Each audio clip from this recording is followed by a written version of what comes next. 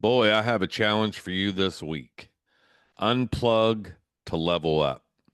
Welcome to Huddle Up. I'm Duane Gibbs alongside my partner, Mark Bruce, where we come to you each and every Wednesday and Friday with a quick mindful thought. With that being said, let's huddle up. Good afternoon. What's happening? We do have a challenge today, I think. Yeah, I think it's gonna hit a few chords with people. Yep. However, it's very important. Yes, So let's dig in and talk about it. So the other day, we spoke about being on autopilot. And today, I want to talk about the biggest reason people stay on autopilot. And it's either in their hand right now or in their pocket. It's very close to you in proximity to where you can definitely reach out and touch it. And that's right, I'm talking about your cell phone. So a lot of you, I'm sure, thought, oh, he's going to talk about the cell phone. And that's it.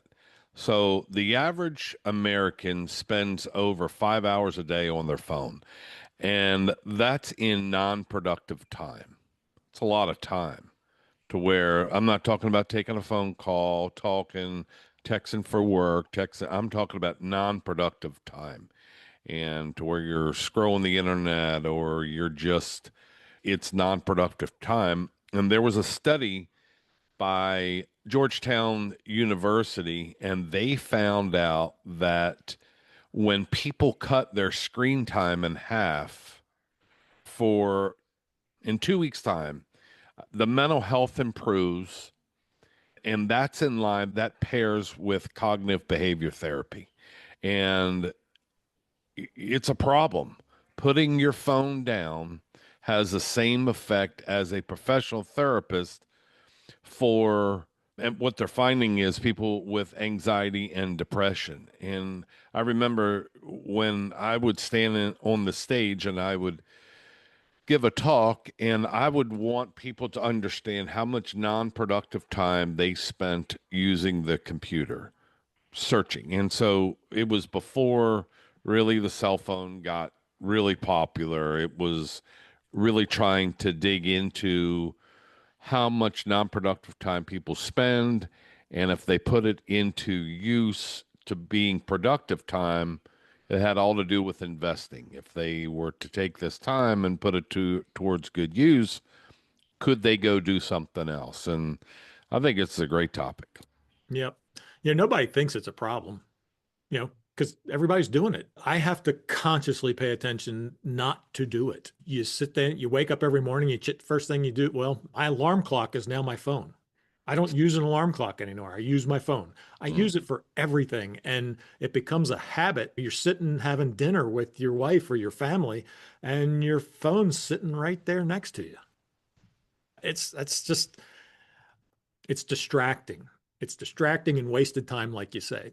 But the reality is that every notification, every scroll, every like that happens, it's a hit of dopamine and it feels good. And it's your brain starts to crave those little micro hits of dopamine all day long. Now we can't sit still. We can't be present with the people that are around us. And that's not a habit, really. That's kind of dependency. So let's talk about what it's doing to our confidence. Social media has us comparing ourselves, our personal lives, with the very best highlights of everybody else's life. So nobody puts on social media their problems. Nobody, almost nobody does that. Everything's, hey, I had a great dinner. I was out dancing with my family. We're not talking about throwing your phone away to get rid of this, though. We just want you to be conscious of it. Be intentional with your use of your phone. The phone was supposed to serve us, but somewhere along the line, it seems like we almost serve it now. Yeah, so here I would say is a little challenge for the next 2 weeks. Do what we call 30-30 challenge. So no phone for 30 minutes after you wake up, and no phone 30 minutes before you go to bed. And I have really tried to start doing this myself, especially in the morning. I definitely hit that goal. Going to bed, I try and look at emails and what I did miss on response to people, messenger or whatever it is. So that I need to work a little bit better on, but getting up in the morning, definitely I don't touch my phone.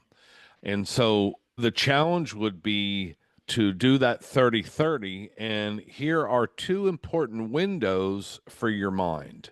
The morning sets your tone to where you're not having it, and at nighttime, it resets your rest.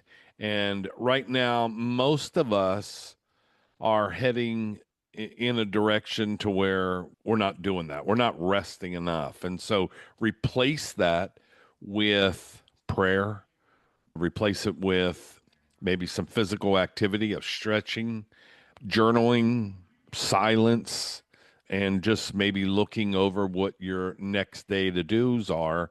If you write those down, if you have to use your phone and they're in your phone and have to look at it, maybe push that off. But I would challenge you to start doing that and see what kind of effect it'll have for you in the next 2 weeks. Yep. I bet you that it'll feel totally weird at first, but there will be a change. You will have to pay attention and do it purposefully. Yes. Yes. So what I would say to that is take your power back and take the challenge. We appreciate you, the listener, tuning into this episode of Huddle Up. Join us every Wednesday and Friday where we come to you with a quick mindful thought. Also, check us out every Monday as we do a full podcast, Huddle for Success, where we talk about new conversations, new ideas, and sometimes special guests.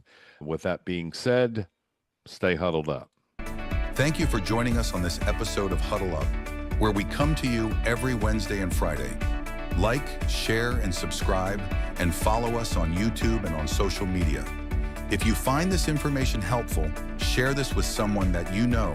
We'll see you next time on Huddle Up.